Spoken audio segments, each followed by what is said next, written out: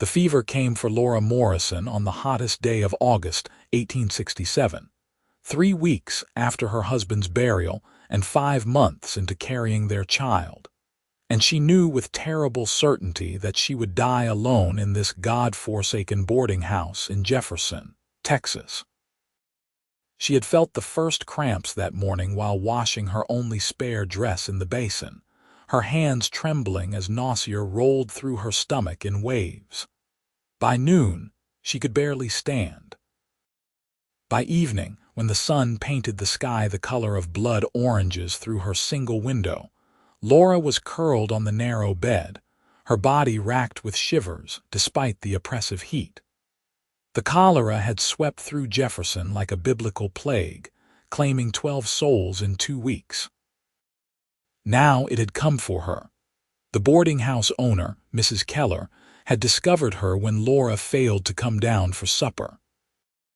The woman took one look at Laura's pale, sweat-soaked face and the chamber pot filled with evidence of the disease, and backed out of the room so fast she nearly tripped over her own skirts.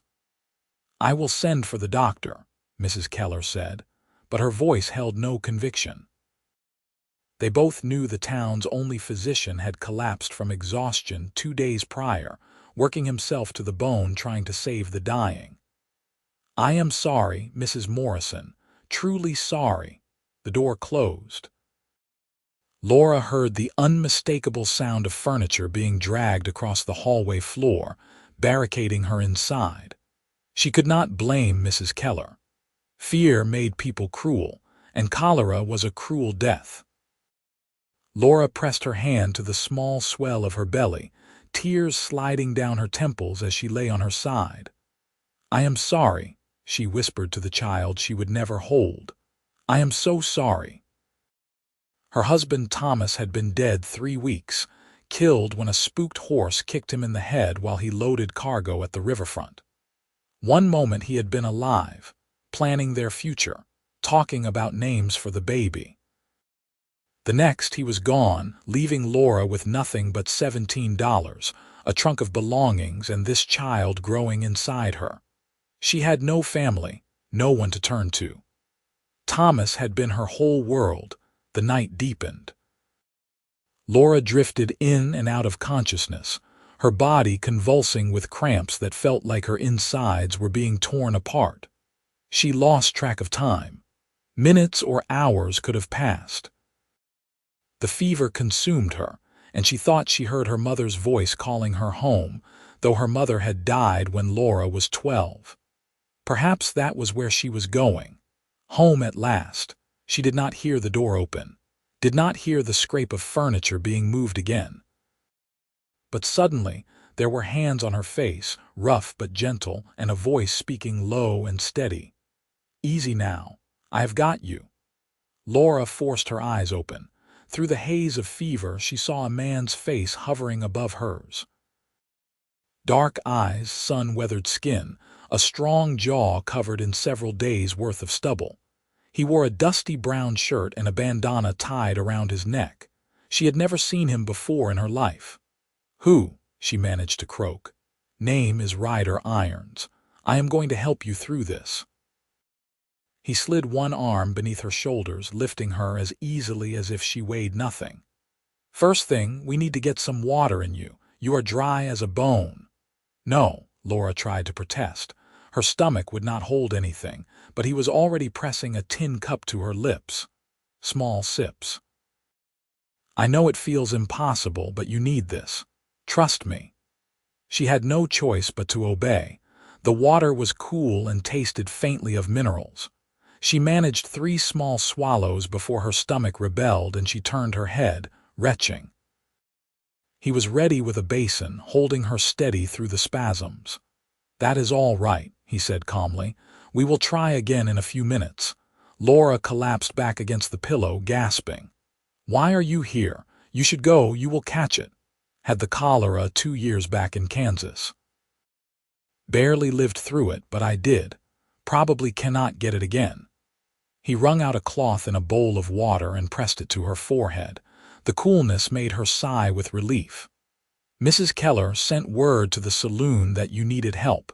Most folks scattered, but I figured someone should come. You do not know me. Do not need to. He moved the cloth down her face, her neck. His movements were efficient, practiced. Everyone deserves someone to sit with them in the dark. Over the next hours, Ryder Irons proved himself to be a man of his word.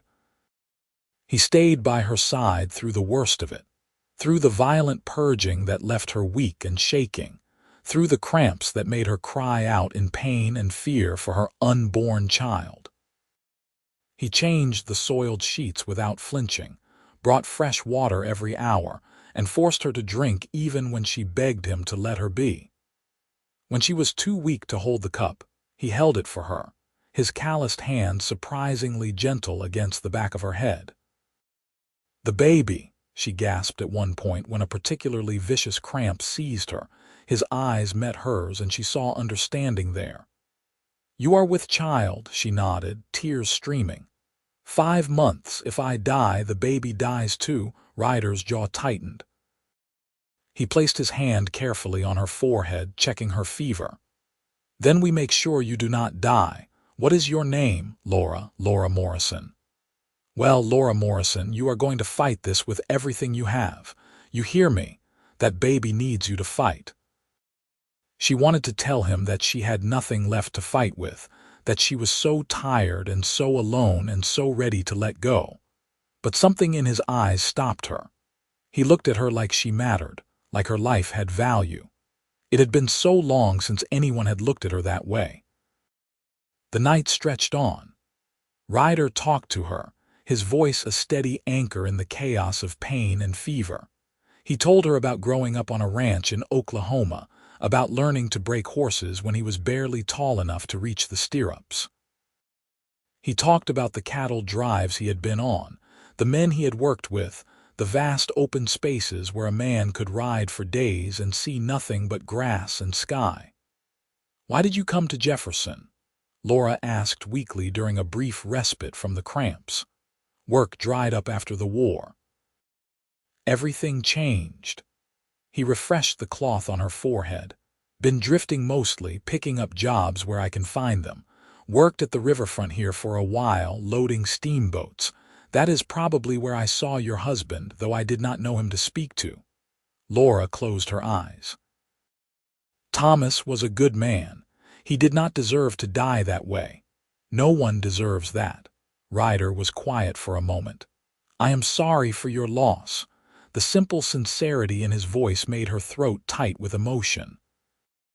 She had heard those words a dozen times since Thomas died, but most people said them out of obligation, their eyes already sliding away, eager to escape the presence of grief. Ryder said them like he meant them, like he understood what it was to lose someone. By the time dawn light began to filter through the window, Laura's fever had not broken, but the worst of the purging seemed to have slowed. She was so weak she could barely lift her head, but she was still alive, still fighting. Ryder had not left her side once. His eyes were red-rimmed with exhaustion, his shirt stained with sweat and worse, but he remained alert, watching her with the focus of a man standing guard. "You should rest," Laura whispered. "I will rest when you are out of danger." He gave her more water, and this time her stomach held it. "That is good. That is real good." The second night was worse than the first. Laura's fever spiked so high she became delirious, crying out for Thomas, for her mother, for anyone to make the pain stop. The cramps intensified and she feared she was losing the baby. Ryder held her hand through it all, his fingers laced with hers, his voice steady and calm even when she could tell by the tightness around his eyes that he was worried. "You are still here, Laura. You are still fighting. Hold on to me." She gripped his hand so hard she thought she might break his fingers, but he never pulled away. When she begged for death, he refused to let her surrender. "Your baby needs you," he said fiercely, his face inches from hers. "That little one in there is fighting too. You think they want to give up?" "No, they are holding on because they want to live, want to meet their mama. You cannot quit on them now." His words cut through the delirium, gave her something to hold on to. He was right. The baby was still moving, still alive inside her. She could feel the flutters, faint but persistent. As long as her child lived, she had to keep fighting. Ryder stayed awake the entire second night. Laura drifted in and out of consciousness, but every time she surfaced, he was there, giving her water, changing the cloth on her forehead, holding her hand. Once, in the deepest part of the night, she opened her eyes to find him sitting beside the bed, his head bowed, his lips moving in silent prayer. She had not known cowboys prayed. The third morning brought a change. Laura woke to find her fever had finally broken. She was still weak, so weak she could barely turn her head, but the overwhelming nausea had subsided and the cramps had eased to a dull ache. The baby fluttered inside her, a gentle reassurance that they had both survived. Ryder was asleep in the chair beside her bed, his head tipped back against the wall, his mouth slightly open. He looked younger in sleep, less weathered. Laura studied his face in the morning light and felt a confusing rush of emotion. This stranger had saved her life. He had sat with her through the worst nights of her existence, had seen her at her most vulnerable and desperate, and he had never wavered. As if sensing her gaze, his eyes opened. For a moment, they just looked at each other. Then a slow smile spread across his face, transforming it completely. "You made it," he said softly. "You stubborn, brave woman, you made it." Laura tried to smile back, but found herself crying instead. Relief, exhaustion, gratitude, all of it crashed over her at once. Ryder moved to the edge of the bed and carefully gathered her into his arms, holding her while she sobbed against his chest. "It is all right," he murmured, his hand gentle on her back. "Let it out. You have earned these tears." She cried for Thomas, for the life they would never have. She cried for the terror of the past 3 days, for the baby she had almost lost. And she cried because, for the first time since her husband died, she did not feel completely alone. When the tears finally subsided, Ryder eased her back down onto the pillow and went to get fresh water and some broth from the kitchen. Mrs. Keller nearly fainted when she saw him coming down the stairs. "She is alive?" the boarding house owner asked in disbelief. "She is.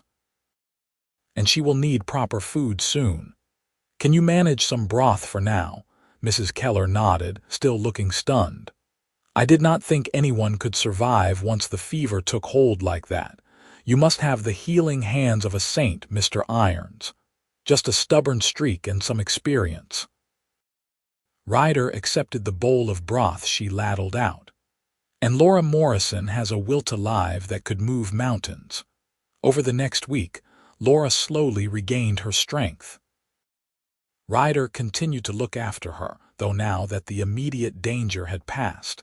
He also caught up on his own sleep, dozing in the chair while she rested. Mrs. Keller brought meals, her guilt over barricading Laura in the room manifesting as an abundance of food and concern. As Laura grew stronger, she and Ryder began to truly talk. Not just the desperate conversations of patient and caregiver, but real exchanges. She learned that he was 26 years old, originally from a ranch outside of Tulsa. His parents had died in a fire when he was 19, and he had been drifting ever since, unable to settle anywhere for long. He had seen most of the West, worked 100 different jobs, but never found a place that felt like home. "What are you looking for?" Laura asked one afternoon. She was sitting up in bed now, able to take solid food. The baby had been active all morning, little kicks and rolls that filled her with joy and relief. Ryder considered the question seriously. He was whittling a piece of wood by the window, his hands moving with practiced ease. "I am not sure anymore.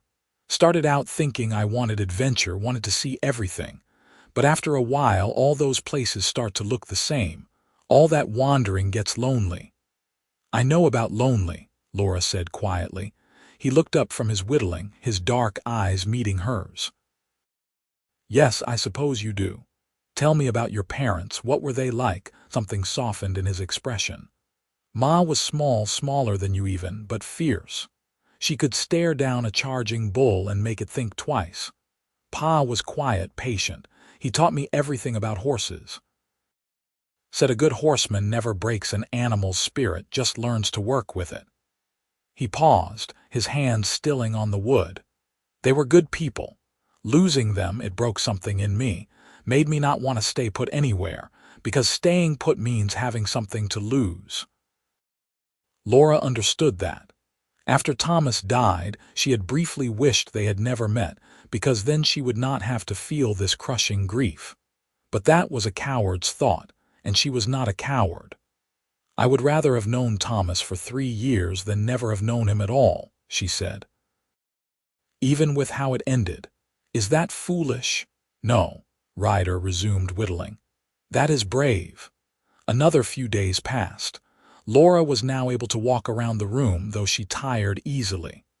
The cholera outbreak was finally winding down in Jefferson, having run its course through the population. Out of 23 people who had contracted it, only 8 survived. Laura was one of the lucky ones, though luck seemed like the wrong word when she considered how close she had come to death.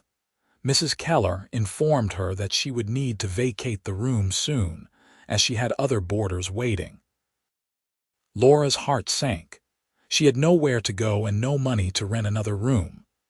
The $17 was long gone, spent on the boarding house and food before the cholera struck. Ryder was there when Mrs. Keller delivered the news. His jaw tightened, but he simply nodded. After the boarding house owner left, he turned to Laura. What will you do? Laura smoothed her hands over her swollen belly, trying to think. I do not know. I have no money, no family. I could try to find work, but no one wants to hire a pregnant woman who just survived cholera. She hated the tremor in her voice.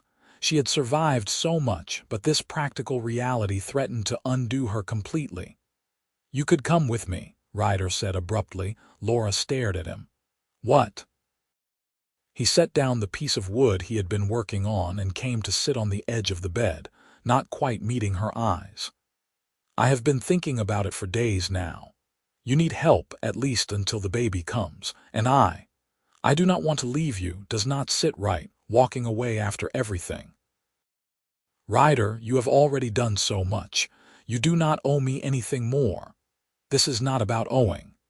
He finally looked at her, and the intensity in his gaze made her breath catch.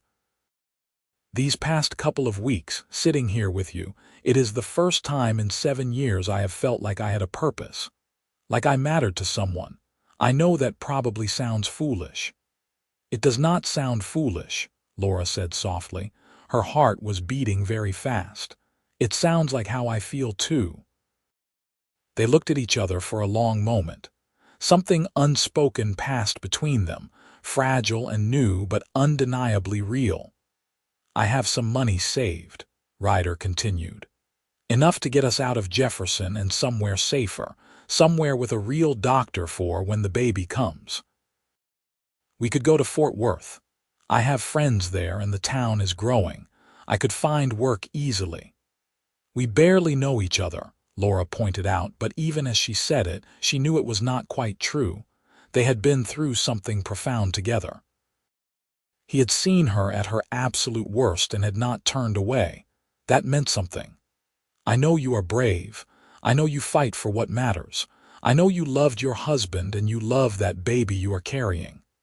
Ryder reached out hesitantly and took her hand. I know that when I think about riding out of Jefferson without you, something in my chest feels like it is being torn in half. That is enough for me. Is it enough for you? Laura thought about what lay ahead if she said no. Alone in a town that had nearly killed her, with a baby coming and no way to support herself. She thought about what lay ahead if she said yes. An uncertain future with a man she was only beginning to know, but who had already proven his worth in the most fundamental way possible.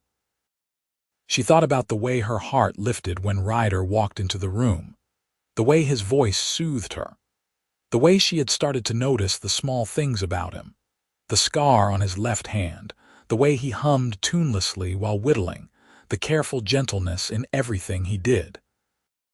"Yes," she whispered, "it is enough." Ryder's face broke into that transforming smile. He lifted her hand to his lips and pressed a kiss to her knuckles, his eyes never leaving hers. "Then we leave tomorrow. I will take care of everything." They departed Jefferson on a morning when the summer heat was already oppressive, the air thick and still. Ryder had purchased passage on a stage-coach heading northwest, though it cost most of his savings. Laura was still weak, and he refused to risk her health by making the journey on horseback. The stage was crowded and uncomfortable, but Laura found she did not mind. She sat pressed against Ryder's side, his arm around her shoulders to steady her against the jostling of the coach. The other passengers were a mix of travelers, a minister and his wife, a young soldier, and a grizzled prospector who smelled strongly of whiskey and tobacco. They made polite conversation for the first hour, then mostly lapsed into silence, each lost in their own thoughts. Laura watched the landscape roll past through the window. Pine forests gave way to open prairie, the grass golden in the late summer sun. The sky stretched endlessly overhead, vast and blue. She had never been this far from Jefferson, had barely traveled at all in her life. Everything felt new and slightly unreal. "Scared?" Ryder asked quietly, his breath warm against her ear. "A little," she admitted. "Excited too. Is that strange?" "Not strange at all." His arm tightened slightly around her. "Fresh start, new places, that is something to be excited about." "What if your friends in Fort Worth do not want me there? A pregnant widow is not exactly an asset." "Then they are not the friends I thought they were." Ryder turned his head to look at her directly. "Laura, I meant what I said. We are in this together. Whatever comes, we face it as a team." The sincerity in his voice made her eyes sting. She blinked back tears and nodded, not trusting herself to speak. Instead, she rested her head against his shoulder and let the movement of the stage lull her into a light doze. They stopped for the night at a way station, a rough building that offered minimal comfort but at least had beds. Ryder paid for 2 rooms without hesitation, though Laura saw how the stagecoach driver looked at them, making assumptions. Let him assume. She was too tired to care what strangers thought. In her small room, Laura washed her face and hands in the basin and changed into her nightdress. There was a soft knock at the door, and when she opened it, Ryder stood there with a plate of food. "You did not eat much at supper," he said. "Thought you might want something more." Laura accepted the plate gratefully. It held bread, cheese, and some dried apples. "Thank you. Will you stay and talk for a bit? I am not quite ready to sleep yet." He nodded and came in, leaving the door slightly ajar for propriety's sake. Not that Laura was particularly concerned with propriety anymore. They sat together on the edge of the narrow bed, and Laura ate while Ryder told her about Fort Worth, describing the bustling streets and the opportunities available there. "My friend Jack runs a livery stable," Ryder explained. "He has been after me for years to come work for him. Says I have a gift with difficult horses. The pay is steady, and there is a little house behind the stable. Nothing fancy, but it is sound and clean. I am hoping he will let us stay there at least until we figure things out." "You have really thought about this?" Laura said, surprised. "Of course I have." Ryder looked almost offended. "You think I would drag you out here without a plan?" "No, I just—" Laura paused, trying to find the right words. "I suppose I am still not used to someone taking care of me. After Thomas died, I had to make every decision alone. It was exhausting. You are not alone anymore." Ryder reached over and covered her hand with his. "I know we need time, Laura. I know you are still grieving your husband, and I know this situation is complicated. I am not expecting anything from you except to let me help. The rest, we can figure out as we go." Laura looked down at their joined hands. His was large and calloused, scarred from years of hard work. Hers was smaller, pale against his sun-darkened skin. The sight of them together felt right in a way she could not quite explain. "I need to be honest with you about something," she said quietly. "I cared for Thomas. I did. But ours was not a great passionate love. We married because it was practical, because we were both alone and tired of being lonely. We were companions more than anything else. Does that make sense?" "It makes sense," Ryder said. "A lot of marriages are like that, nothing wrong with it. I just do not want you to think you are competing with some grand romance. Thomas was a good man and I grieve him, but my feelings for you—" She hesitated, then decided to be brave. "They are different." "Stronger, maybe. Is that terrible of me to say?" Ryder was quiet for a long moment. When he spoke, his voice was rough with emotion. "It is not terrible. It is honest, and I am grateful for that." He lifted her hand to his lips again, that gesture she was coming to recognize as his. "My feelings for you are strong too, Laura. Have been since about the second night when you told me you would not quit on your baby. Seeing that strength in you, it did something to me." They looked at each other in the dim lamplight, and Laura felt the pull between them, magnetic and undeniable. Slowly, giving her every chance to pull away, Ryder leaned in and kissed her. It was soft and tentative, a question more than a demand. Laura answered by pressing closer, her hand coming up to cup his jaw. The kiss deepened, gentle but full of promise. When they finally pulled apart, both were breathing harder. "I should go," Ryder said, though he made no move to stand. "Let you rest." "Stay a little longer," Laura asked. "Just until I fall asleep." He nodded and helped her settle back against the pillows, then sat beside her on the bed, his back against the wall. Laura rested her head near his knee, her hand on her belly. The baby was quiet tonight, lulled by the day's travel. Ryder began to talk again, his voice low and soothing. He told her about the ranch where he grew up, about his favorite horse, a buckskin mare named Sage who could turn on a dime and had more sense than most people. He told her about learning to rope cattle, about sleeping under the stars on cattle drives, about the way the world looked at dawn when you had been in the saddle all night. Laura drifted off to his voice, feeling safer than she had in months. They reached Fort Worth 4 days later, dusty and exhausted. The town was larger than Jefferson, more established with proper storefronts and several hotels. The streets were busy with wagons and horses, people moving with purpose. Laura felt a flutter of nervousness as the stage rolled to a stop at the depot. Ryder helped her down from the coach, his hands steady on her waist. "You all right?"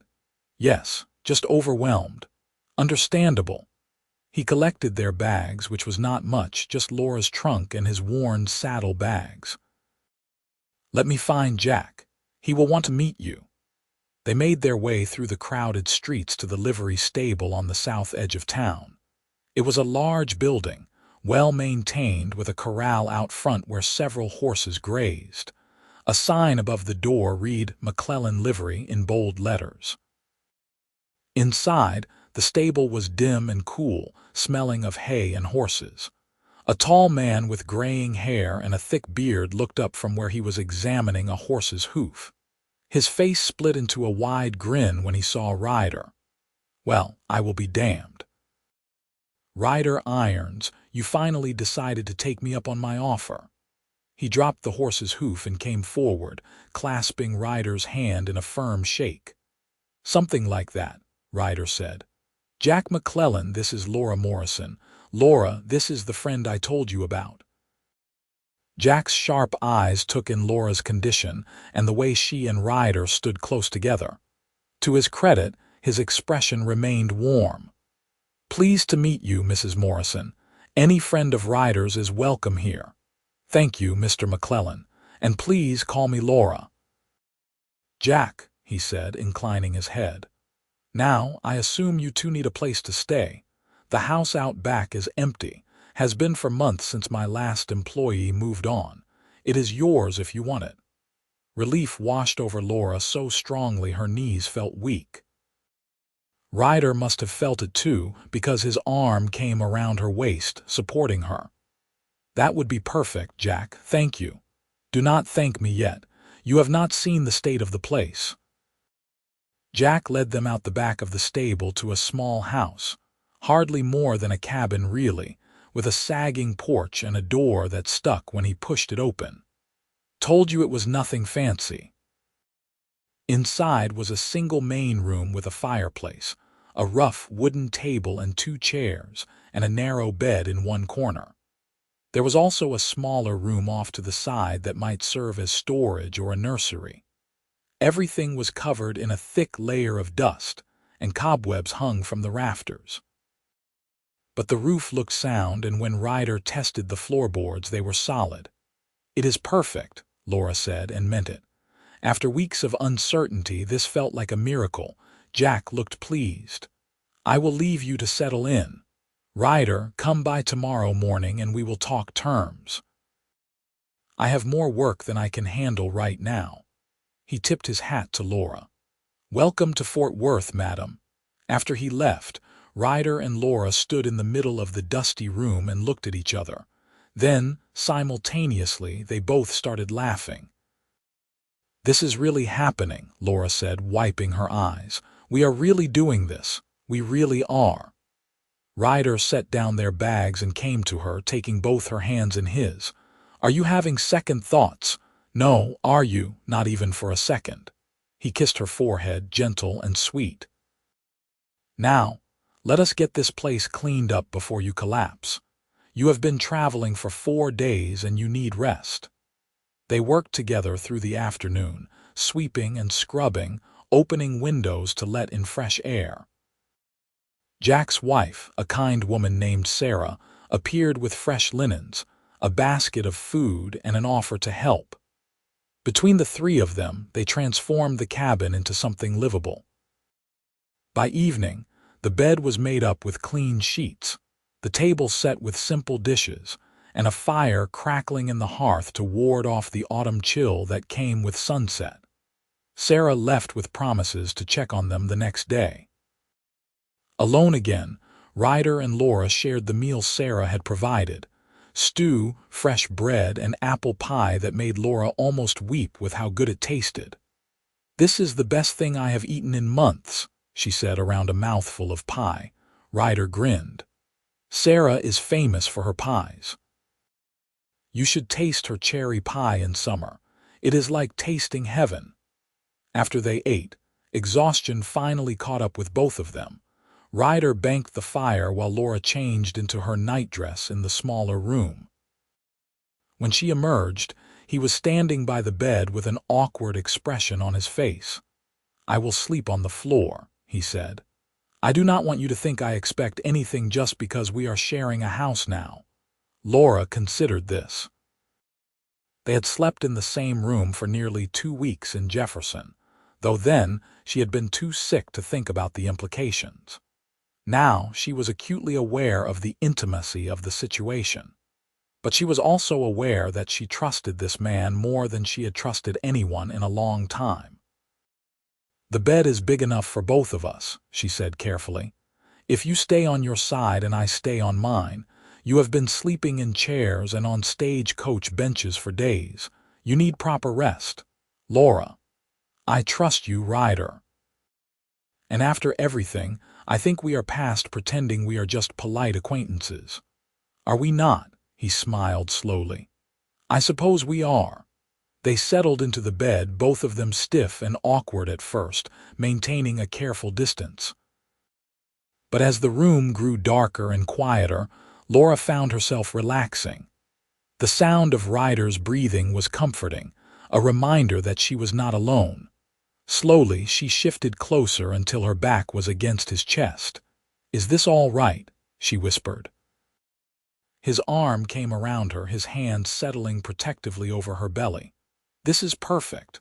Laura felt the baby move, a gentle roll against Ryder's palm. He went very still. "Was that?" "Yes, the baby." Laura covered his hand with hers. "They have been active today." "That is amazing." His voice was full of wonder. "You are growing a whole person in there." "Terrifying when you put it that way," Laura said, but she was smiling. They lay like that in the darkness, and for the first time in months, Laura felt something like peace. The weeks that followed developed into a rhythm. Ryder worked at the livery from dawn until late afternoon, while Laura gradually made the cabin into a home. She sewed curtains from fabric. Sarah helped her select, planted herbs in a small garden plot behind the house, and sorted through the donations of baby clothes and supplies that Sarah organized from the other women in town. Fort Worth's community was more welcoming than Laura had dared hope. Once Sarah spread the word that Ryder's wife was expecting, several women came by to introduce themselves and offer help. Laura did not correct the assumption that she and Ryder were married. It was easier, and besides, she found herself thinking of him as her husband in all but legal fact. They fell into an easy domesticity. Ryder would come home covered in dust and smelling of horses, and Laura would have supper waiting. They would eat together at the little table, talking about their days. Ryder would tell her about the horses he worked with, and Laura would share the small triumphs of her day. A successful batch of bread, a new herb sprouting in the garden, the baby's increasingly vigorous kicks. After supper, they would sit by the fire. Ryder would whittle while Laura sewed, and they would talk for hours about everything and nothing. He told her about his dreams of someday having his own ranch again, a place where he could raise horses properly. She told him about wanting to learn to read better, and he promised to teach her. Sometimes they would simply sit in comfortable silence, content in each other's presence. At night, they shared the bed, and the careful distance they had maintained at first gradually disappeared. Laura began to wake wrapped in Ryder's arms, her head on his chest. She found she liked the weight of his arm around her, the solid warmth of him at her back. Sometimes she would wake in the night and find him with his hand on her belly, feeling the baby move even in sleep. 2 months after arriving in Fort Worth on a cool October evening, Ryder came home from work with an unusual expression on his face. Laura looked up from the stew she was stirring. "What is wrong?" "Nothing is wrong."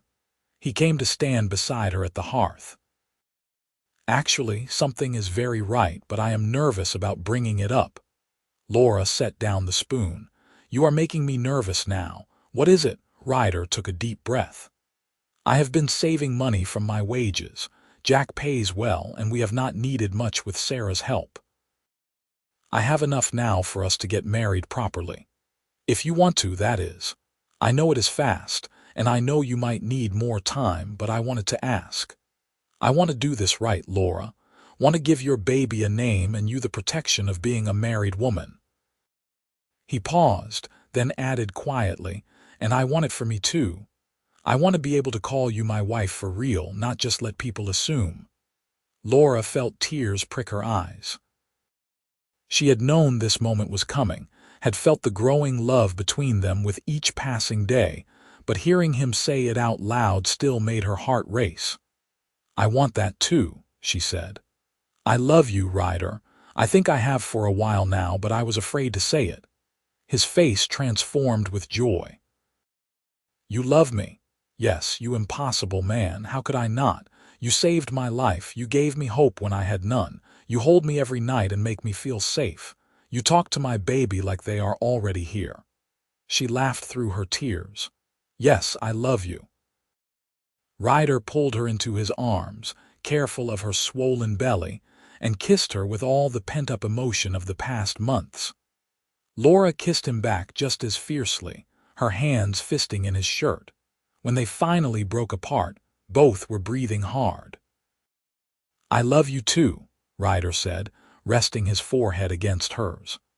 "I think I started falling for you that second night in Jefferson when you were fighting so hard to live. You are the strongest, bravest, most beautiful woman I have ever known." They married the following Sunday at the small church in Fort Worth. Jack and Sarah stood up for them, and several of the friends Laura had made in town came to witness the ceremony. Laura wore a simple blue dress that Sarah had altered to fit over her belly, and she carried a bouquet of late-blooming wildflowers. Ryder wore his best shirt and a new string tie, and when he said his vows, his voice rang clear and strong.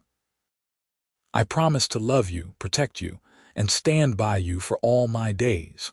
I promise to be a good husband and a good father to this child.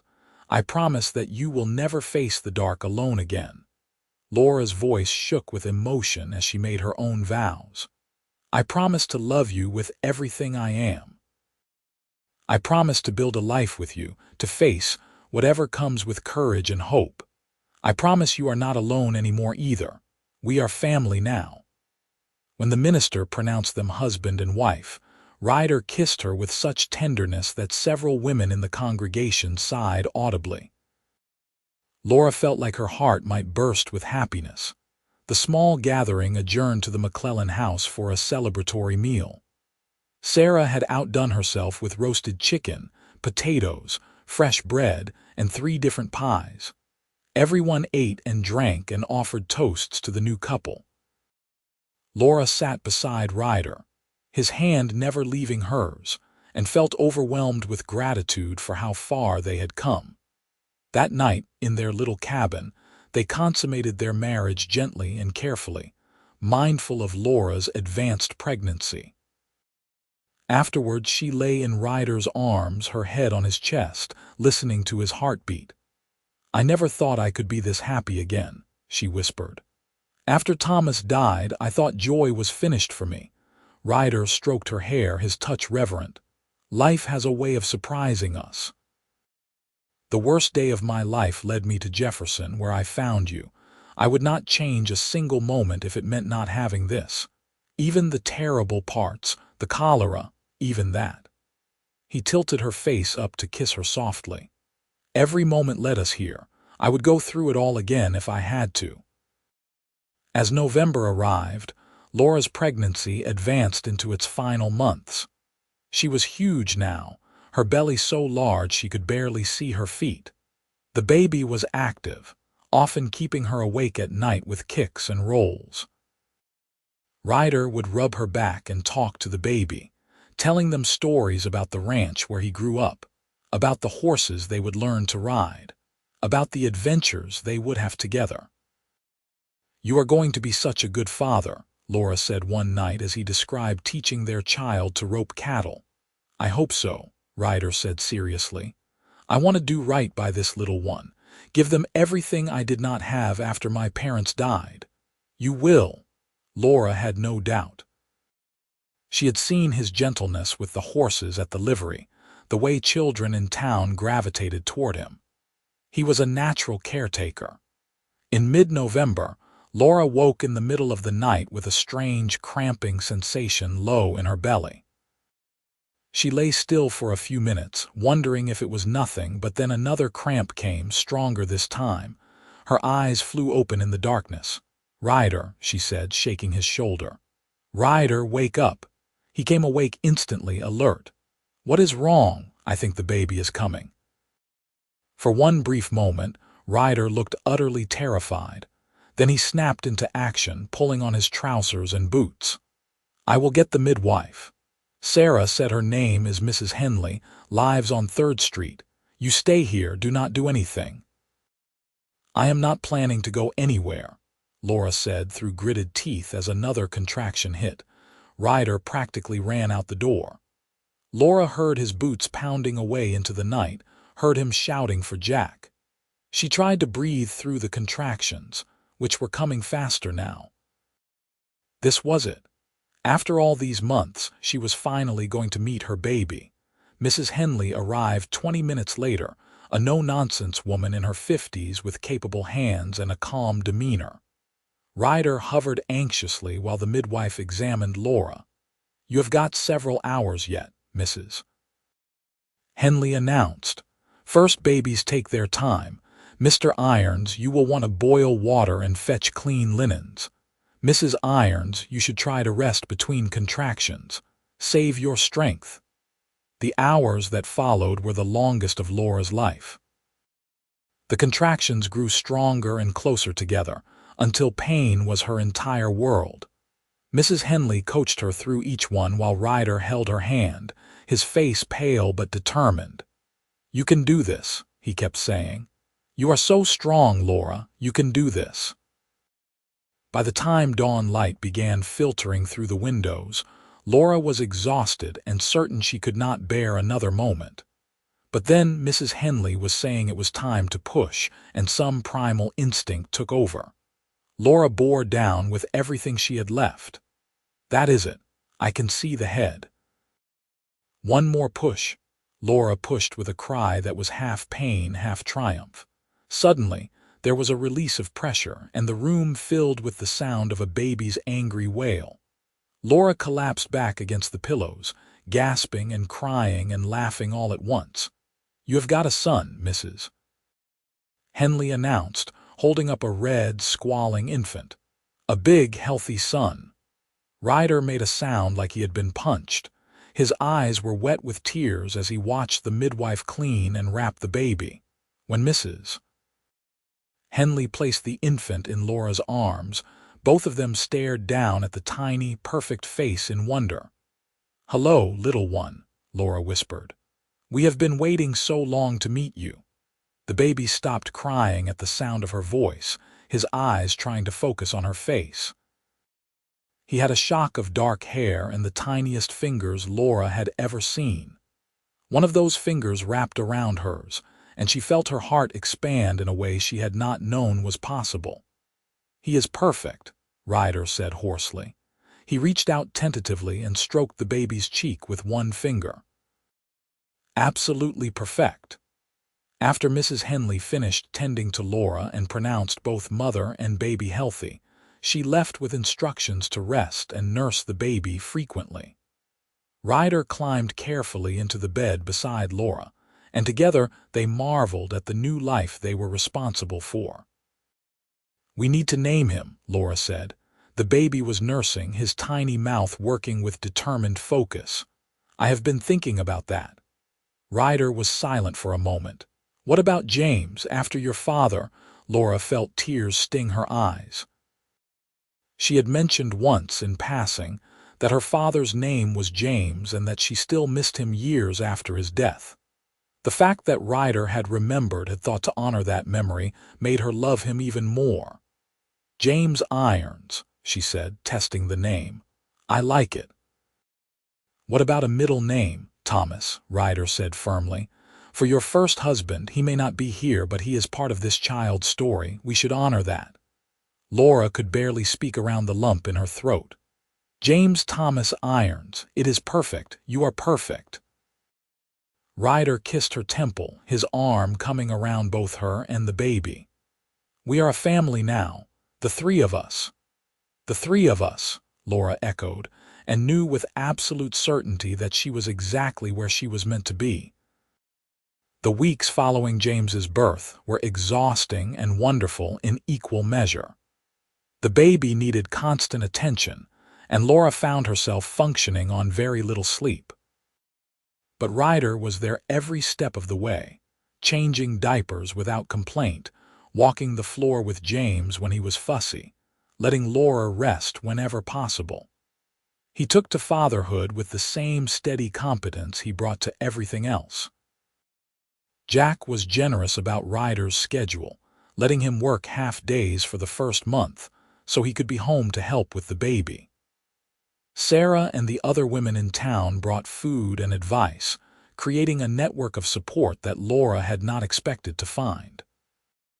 One evening, when James was about 6 weeks old and sleeping peacefully in the cradle Ryder had built, Laura and Ryder sat by the fire together. She was curled against his side, his arm around her, and for the first time in weeks, they had a moment of peace. "I have been thinking," Ryder said quietly, his hand absently playing with her hair, "about buying some land. Jack knows of a parcel about 5 miles from here. It is not much, maybe 20 acres, but there is good water and grass, enough to start small with a few horses." Laura lifted her head to look at him. "Your own ranch." "Our own ranch," he corrected. "I know it is a big step and we would have to save for a while, but it is what I have always wanted, and now that I have you and James, it feels possible in a way it never did before." "How long would we need to save?" Ryder did some mental calculation. 2 years, maybe 3. If I keep working for Jack and we are careful with money, it would be tight, but we could do it." Laura thought about it. She pictured a house on their own land, a place where James could grow up running free, where they could build something lasting. The idea filled her with excitement. "Then let us do it," she said. "Let us save and plan and make it happen. I want to build that future with you." Ryder's face lit up. He pulled her close and kissed her deeply. "I love you so much, Laura Irons." "I love you too," she said against his lips. True to their word, they began saving. Laura took in mending and sewing to bring in extra money. Ryder occasionally took on additional work breaking horses for ranchers in the area. Every spare penny went into a tin box they kept hidden under a loose floorboard. They watched their savings grow slowly but steadily. James grew from a tiny infant into a chubby, happy baby. He smiled early and often, especially when his father walked into the room. Ryder was completely besotted with his son, spending hours playing with him, making silly faces to elicit giggles, carrying him around the livery to see the horses. "You are going to spoil him," Laura teased one afternoon, watching Ryder blow raspberries on James's stomach while the baby shrieked with laughter. "That is my right as his father," Ryder declared. "Besides, you spoil him just as much." Laura could not argue with that. She did spoil James, lavishing him with all the love and attention she had to give. But the baby was thriving on it, growing strong and healthy. As James's first birthday approached, Laura realized with surprise that more than a year had passed since that terrible night in Jefferson when she thought she would die alone. So much had changed. She had a husband who loved her, a beautiful son, a home, and a community. She had a future bright with possibility. On the morning of James's birthday, Laura and Ryder hosted a small celebration. Sarah came with her famous pie. Jack brought a wooden horse he had carved for the baby, and several other friends from town stopped by with well wishes and small gifts.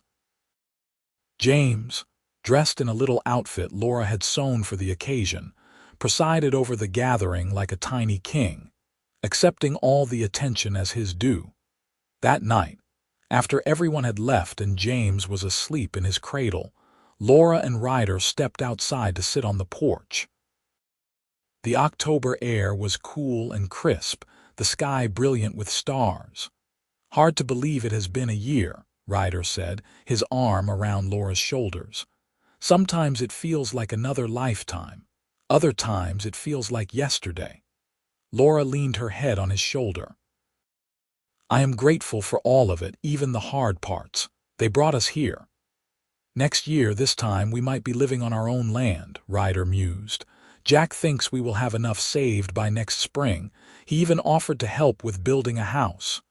"Really?" Laura sat up, excited. "That is wonderful. We would start small, just a few rooms, but we could expand as we need to." Ryder pulled her back against his side. "I have been drawing up plans in my head. A big main room with a fireplace, a separate bedroom for us and one for James, maybe a loft for future children." "Future children?" Laura raised an eyebrow. "You are planning ahead." "I am an optimist." He grinned down at her. "Besides, James should have siblings, brothers and sisters to grow up with." Laura thought about that. She and Ryder had been careful since James's birth, both of them content to focus on their son. But the idea of more children, of filling a house with life and laughter, was appealing. "I would like that," she said softly. "In time, when we are settled on the land." "In time," Ryder agreed. He kissed the top of her head. "We have got all the time in the world." Spring came early the following year, and with it, the realization of Ryder's dream. They had saved enough to buy the land, and Jack helped negotiate a fair price with the seller. On a bright April morning, Laura, Ryder, and James traveled out to their new property for the first time as owners. It was more beautiful than Laura had imagined. The land rolled gently, covered in prairie grass just beginning to green with spring growth. A creek ran along one border, providing fresh water year-round. There was a stand of oak trees on a slight rise that would be perfect for building, offering both shade and protection from the wind. Ryder stood with James in his arms, surveying their land with an expression of such contentment that Laura felt tears prick her eyes. This was what he had been searching for all those years of drifting, a place to belong, a home. "What do you think, James?" Ryder asked the toddler. "You like your new home?" James babbled something that might have been agreement and pointed at a bird flying overhead. Ryder laughed and bounced him gently. Laura came to stand beside them, her hand finding Ryder's. Together they looked out over their property, their future spread before them like a promise. "Let us start building," Laura said. The next months were filled with hard work. Jack and several of their friends came out to help with the construction. Ryder worked from dawn to dusk, determined to have the house finished before winter. Laura helped where she could, though mostly she focused on caring for James and preparing meals for all the workers. The house took shape slowly but surely. It was not large, but it was solid and well built, with real glass windows and a stone fireplace that would keep them warm through the coldest winters. Laura chose the placement of each room with care, imagining the life they would live in these spaces. By October, the house was complete and they were able to move in. Their furniture was sparse, cobbled together from second-hand items and pieces Ryder built himself, but Laura had never loved a home more. This was theirs, built by their own hands and paid for with their own labor. That first night in the new house, after James was asleep in his new room, Laura and Ryder christened their bedroom properly. They made love with the windows open, the night breeze cooling their skin, the sounds of their own land surrounding them. Afterward, Laura lay with her head on Ryder's chest, his hand tracing idle patterns on her bare shoulder. "I never thought I would have this," Ryder said quietly. "A home, a family, land of my own. Sometimes I worry I will wake up and it will all have been a dream." "It is not a dream." Laura pressed a kiss over his heart. "This is real. We built this together and no one can take it from us. You are right." Ryder's arm tightened around her. "I am just so damn happy sometimes it scares me. Then we will be scared together." Laura smiled against his skin. "And we will be happy together too. That is what marriage is." Over the next year, they established their ranch. Ryder bought 3 young horses with potential and began training them. Word spread quickly about his skill, and soon ranchers from all over the area were bringing him difficult horses to work with. Laura established a large garden and began keeping chickens for eggs and meat. They worked hard, but they were building something lasting. James grew into a sturdy, curious toddler who followed his father everywhere, chattering constantly in his own language. Ryder was endlessly patient with him, teaching him about horses and cattle, letting him help with chores, carrying him on his shoulders while checking fences. In the spring of 1870, Laura realized she was pregnant again. She told Ryder on an evening when James was already asleep, bringing him the news while he sat at the table going over accounts. "We are going to have another baby," she said simply. Ryder's head snapped up, his eyes going wide. Then a smile spread across his face and he was out of his chair in an instant, sweeping her into his arms. "Another baby. Laura, that is wonderful." He kissed her soundly, then set her down carefully. "Are you sure? Are you feeling all right?" "I am sure, and I am fine. Better than fine." She laughed at his excitement. "You are happy." "Happy. I am thrilled." Ryder knelt down and pressed a kiss to her still flat stomach. "You hear that, little one? Your papa cannot wait to meet you. This pregnancy was easier than her first." Laura was healthier, less stressed, and had Ryder by her side from the beginning. She continued her normal activities well into her 6th month, only slowing down when the summer heat became too oppressive. Their second child, a daughter they named Rose Marie, was born on a snowy December evening. The birth was quick compared to James's, and by the time Mrs. Henley pronounced both mother and daughter healthy, only a few hours had passed. Ryder held his daughter with the same wonder he had shown with James, marveling at her tiny features, her shock of blonde hair so unlike her brother's dark curls. "She looks like you," he said to Laura, his voice thick with emotion. "She is beautiful." James, now almost 2.5, was fascinated by his new sister. He wanted to hold her constantly, to touch her face, to show her all his favorite things. Ryder supervised carefully, teaching James to be gentle, praising him for being such a good big brother. With 2 children, the house that had seemed spacious now felt snug. But Laura did not mind. She loved the noise and chaos, the constant demands on her time and attention. This was the family she had dreamed of but never thought she would have. The years passed in a blur of work and love and growth. The ranch prospered. Ryder's reputation as a horseman spread, and he was able to command good prices for his trained animals. They bought more land, expanded their herd, hired a young man named Peter to help with the work. James grew into a serious, responsible boy who loved the ranch and everything about it.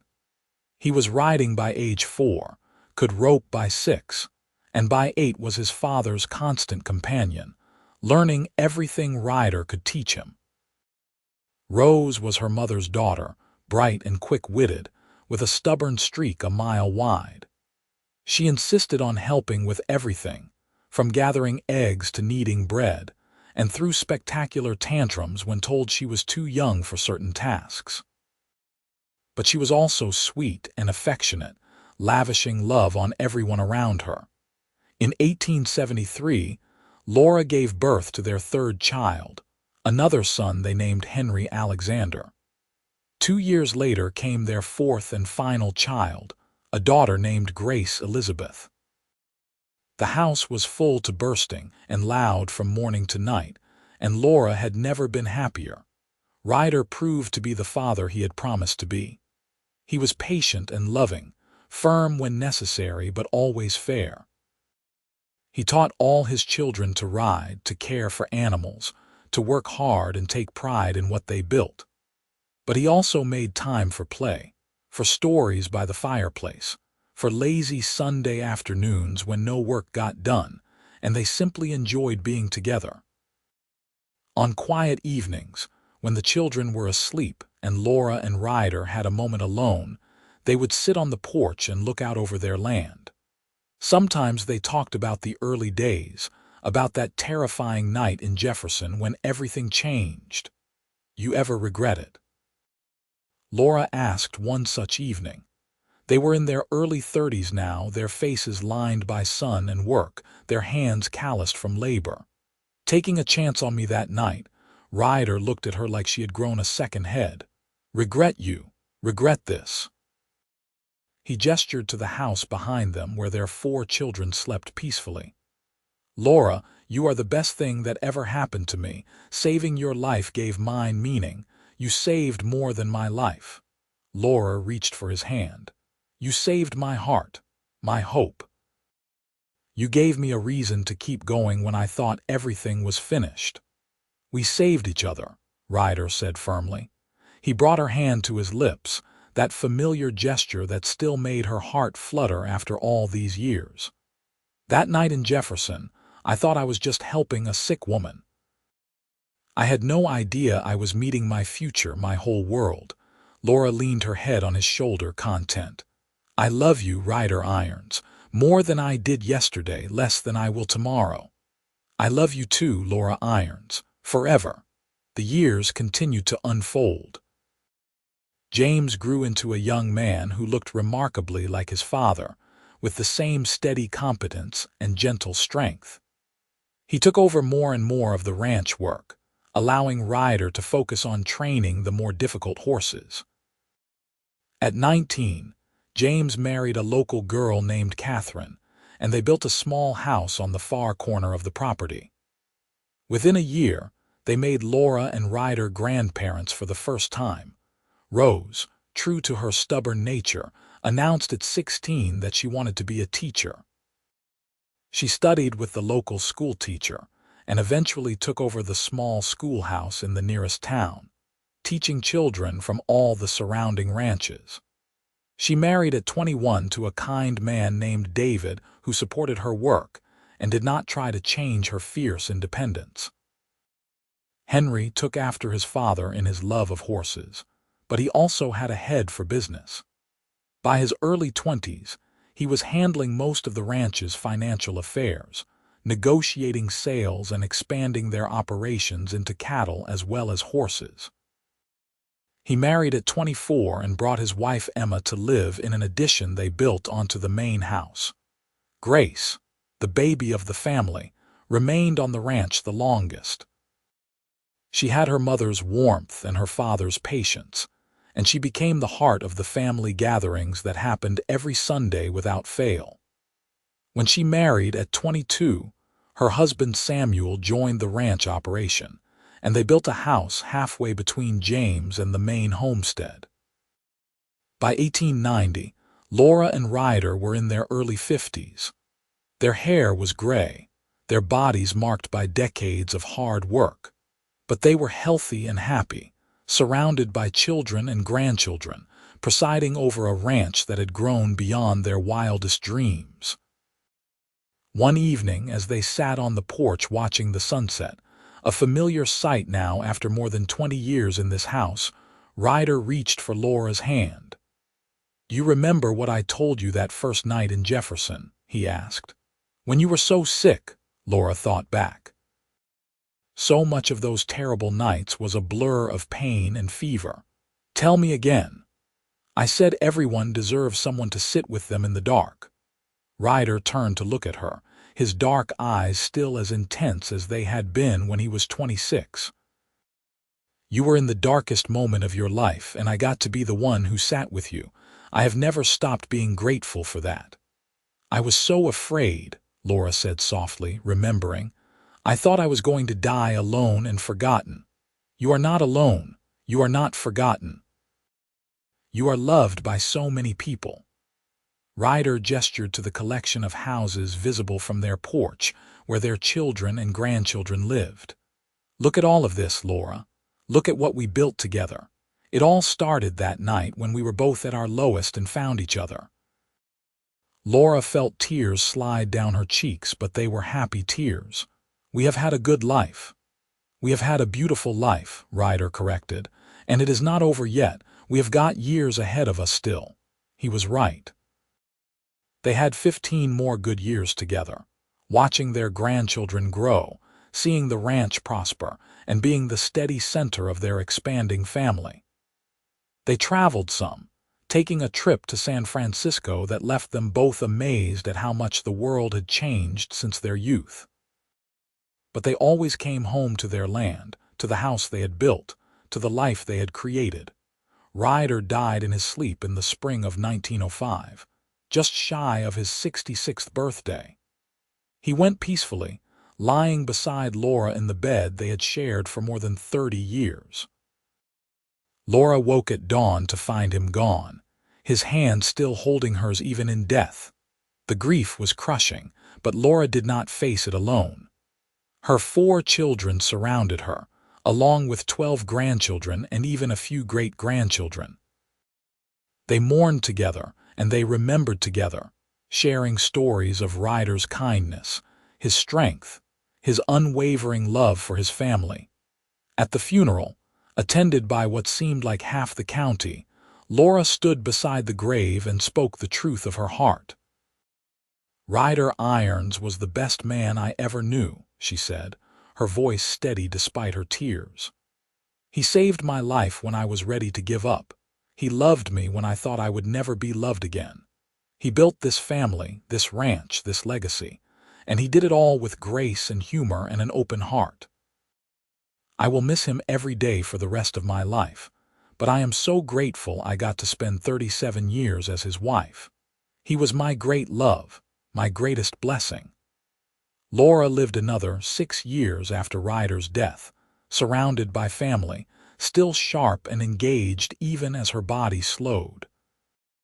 She taught her grandchildren to cook, told them stories of the old days, and made sure they understood where they came from and what had been sacrificed to build their comfortable lives. She died in the same bed where Ryder had passed, in the house they had built together on the land they had claimed.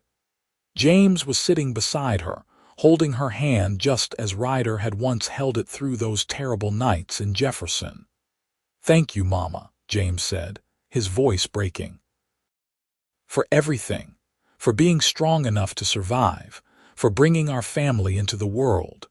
Laura smiled, her eyes already looking beyond him to something he could not see. "Tell your brothers and sisters I love them," she whispered, "and tell them their father and we are together again now. We are whole." Those were her last words. She closed her eyes and slipped away peacefully, a small smile still on her lips. They buried her beside Ryder under the oak trees where they had first stood and claimed this land as their own. The entire family gathered. Children, grandchildren, great-grandchildren, all of them products of that one night in Jefferson when a dying woman and a drifting cowboy found each other in the darkness. At the headstone, alongside their names and dates, James had inscribed the words that defined his parents' love. They saved each other. The ranch continued, passed down through generations. The original house still stood, carefully maintained as a reminder of where it all began. And every year, on the anniversary of the day Ryder and Laura married, the family gathered to tell the story of how it all started. They told about the cholera epidemic in Jefferson, about a pregnant woman alone and dying, about a cowboy who had no reason to care but cared anyway. They told about the terrible nights when death seemed certain, about the stubborn will to survive, about two people falling in love while building a life from nothing. It became family legend, passed down with pride. The story of Ryder and Laura Irons, who met in darkness and chose to walk into the light together, creating a legacy of love that lasted far beyond their own lifetimes. And in that legacy, in the faces of their descendants who still worked the land and lived by the values they had taught, Ryder and Laura lived on. Two souls who had found each other when both were lost, who had built something beautiful from tragedy and hardship, who had proven that love, real love, can transform everything. Their story was one of survival and courage, of second chances and new beginnings. But most of all, it was a story of two people who looked at each other in their darkest moment and decided that together they could face anything, and they were right.